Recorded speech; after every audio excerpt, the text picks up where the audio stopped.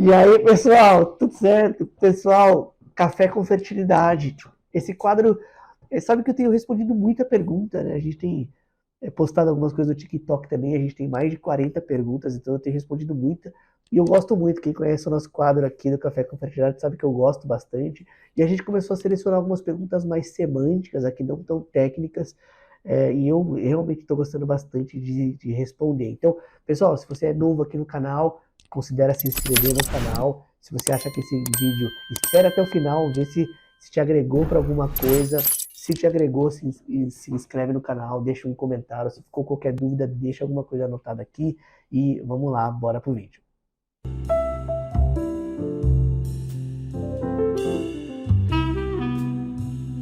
Legal, pessoal. Seguinte, ó. Algumas perguntas interessantes. Vamos começar com essa aqui, ó. Durvaniato Brito. Então, tem muito apelido aqui, né, de redes sociais, então o nome também às vezes não corresponde à pessoa ali, 2137. E a pergunta é a seguinte: tenho direito a fazer inseminação artificial pelo SUS sendo solteira? A resposta é sim. Na verdade, o SUS, todos os tratamentos de reprodução humana que teoricamente são feitos em clínicas privadas, o sistema de saúde tem disposição em fazer isso. E mãe solo, ele é sim um tratamento regulamentado pelo CRM, então isso pode ser feito no SUS. A segunda pergunta é onde fazer. Então, o problema é que o SUS não tem banco de sêmen, né? E a mãe solo, ela precisa acessar um sêmen. Então, a relação público-privada no Sistema Único de Saúde é muito complicada, né? Porque realmente existem muitos problemas. Então, você não poderia, por exemplo, comprar um sêmen e fazer a inseminação no SUS. Eu acho que essa é a relação que você realmente precisaria procurar. Então, a minha dica aqui é procurar os serviços públicos de reprodução humana. Existem alguns, por exemplo, como o Pérola Baito, como o Hospital das Clínicas, como o Ideia Fértil, tem um modelo um pouco diferente ali de OS. Então, vale super a pena dar uma olhadinha. E, teoricamente, não tem nada contra a lei, basicamente, e você também está na Constituição que todas as pacientes têm direito à saúde e é dever do Estado. Então, quando você fala isso, a gente realmente sabe que engravidar não é um problema de saúde totalmente, mas sim a gente considera isso como um tratamento médico, um problema principalmente para os casais inférteis, e nesse caso aqui você encaixa neste tipo de tratamento. Então, vai em frente que tomara que você consiga, tá bom? Segunda pergunta, achei super interessante, que é uma pergunta semântica, e de novo, como ela é semântica, eu vou dar minha opinião, não é uma opinião só médica, e aí ela até fala um pouco aqui qual é a opinião da ciência barra médicos, então eu vou tentar dar um pouco a minha opinião, que é a seguinte: Cláudia Soares 512. Olá, temos embriões congelados e houve um bebê nascido com sucesso. Então me pareceu aqui que ela fez tratamento, engravidou através de fertilização. Porém, meu esposo não quis dar continuidade ao tratamento, mas eu desejo. Então, na cabeça do marido dela, do parceiro ali, a prole estava constituída, no dela ainda não estava totalmente constituída. E ela levantou uma dúvida. A dúvida é: eu considero os embriões como vidas e ele não. A ciência entende os embriões congelados como vidas. Aqui me parece muito uma discussão do casal, né? Ela está pendendo ali para considerar embriões vidas e isso ela causar como argumento, me parece muito com o parceiro para poder usar os embriões para gerar gestação, e o marido dela defende que não, ele tem prole constituída e que não necessariamente precisa usar esses embriões que estão congelados, tá bom? Bom, e aí de novo vai um pouco da minha opinião e um pouco do que a ciência, do que os colegas médicos que fazem reprodução consideram. E a gente enfrenta um problema muito grande em reprodução humana. Então vamos lá, o que a ciência considera? Qual que é o primeiro ponto?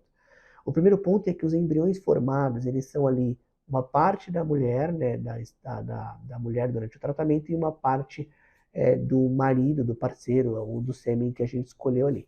E só que o grande detalhe é que as pacientes, ao longo dos meses, elas namoram e elas formam embriões no útero, mas nem todos esses embriões, na verdade, a grande maioria desses embriões não empreendem no útero, ou seja, não geram gestação. Então, o ponto é, esses embriões que estão dentro do laboratório, eles não necessariamente vão gerar gestações. Então, se você considera todos vida ali, você consideraria que todos poderiam gerar gestação, e não, isso não é totalmente verdade. Então, a própria natureza acaba tendo os embriões que não geram gestação. O segundo ponto é, o médico da reprodução humana, ele sempre considera basicamente o que a paciente quer considerar, já que não tem nada técnico por trás. Então, se o casal considera aquilo vida, a gente pode seguir com os tratamentos quanto o casal quiser, né? Não tem limite de tratamento. E vice-versa, se o casal também não considera, a gente não considera. Bom, Luiz, mas e se tiver discrepância entre os dois? Aí fica muito difícil. O que a gente faz normalmente, a gente pergunta tudo isso antes do tratamento. E a gente tenta estimular a paciente menos para que ela sobre menos embriões e aí você não tem essa discussão entre o casal. Então, todas as vezes que a embrião de fato, qual que é o problema da reprodução humana? A gente gera embriões além do que seriam necessários para fazer o tratamento. E essa é uma discussão que ainda não teve fim, a gente continua vendo ali o que fazer com esses embriões congelados, a gente está gerando um banco de embriões para a posteridade, e a legislação, o que ela permite? Ela realmente permite descongelar os embriões e não usar os embriões, né? A gente fala até descartar, essa palavra não é tão boa para falar de embriões, mas basicamente a ciência, a legislação, ali, o CRM, o Conselho de Classe, considera isso possível. Os médicos também consideram isso possível, né, quando o casal não quer utilizar os embriões, usando como pano de fundo isso, né, a natureza não necessariamente produz embriões para gerar gestações, ou não necessariamente, mesmo porque uma parte desses embriões congelados são geneticamente alterados, assim por diante, tá bom? Mas acho que é um pouco isso, se você considera, nada do que a gente vai te falar vai fazer com que você não considere.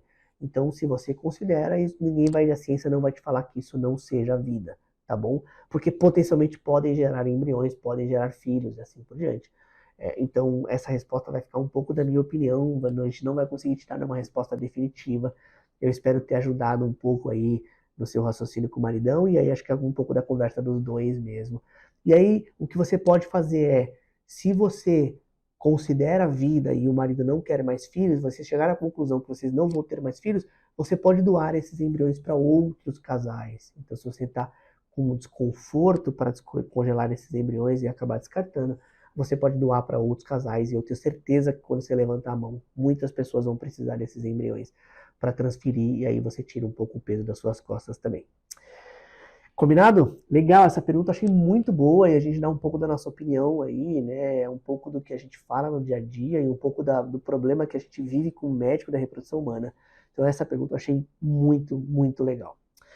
Vamos lá, vamos para a última pergunta do café de hoje, que é a seguinte, userpg7jg9 alguma coisa. Então é um número aqui, então deve ser uma conta sem identificação, que é a seguinte, tenho 48 anos, vou fazer a minha segunda FIV, que legal, a pessoa tem 48 anos ali, está querendo ser mãe, acho super, super positivo, e gostaria de saber se tenho mais chance, porque a minha primeira coloquei um embriãozinho e agora vou colocar 2 embriões.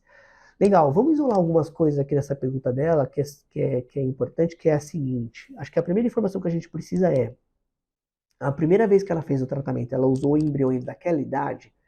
Se sim, se ela for usar embriões desta idade, eu acho que não, acho que ela acabou congelando ali, né? Porque 48 anos, realmente os embriões têm um pouco a qualidade menor, né, do que quando ela fez o primeiro tratamento.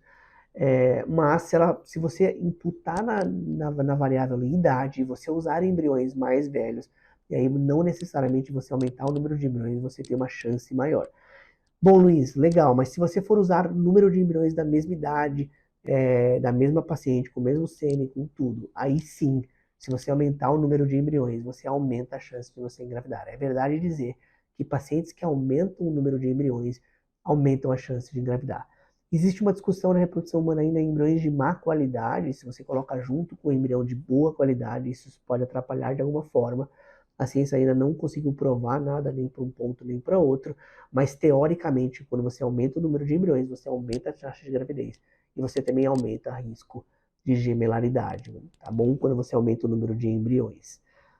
Beleza? Espero ter respondido essa pergunta também. Queria agradecer demais as perguntas de hoje, fiquei super feliz em responder. Espero que você tenha gostado do vídeo, se inscreva no canal e vejo vocês nos próximos vídeos.